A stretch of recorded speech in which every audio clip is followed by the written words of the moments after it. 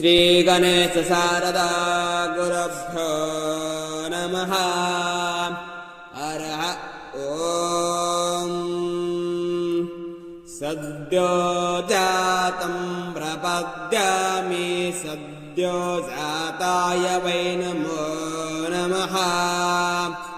भवे भवेनादि भवे भवस्वमान् भवो भवाय नमः।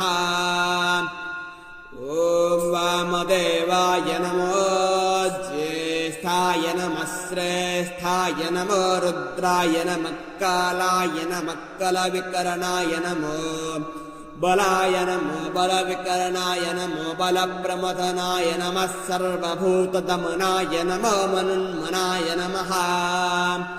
ॐ अघोरेभ्यो थघोरेभ्यो घोरघोरतरेभ्यः सर्वेभ्यो सर्वेभ्यो नमस्ते अस्तु रुद्ररूपेभ्यः।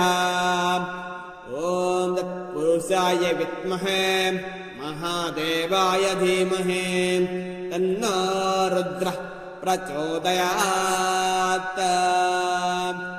ॐ ईशान सर्वविद्यानामीश्वरः सर्वभूतानां ब्रह्माधिपतिर्ब्रह्मणोऽधिपतिर्ब्रह्मा शिवो मे अस्तु सदा शिवो।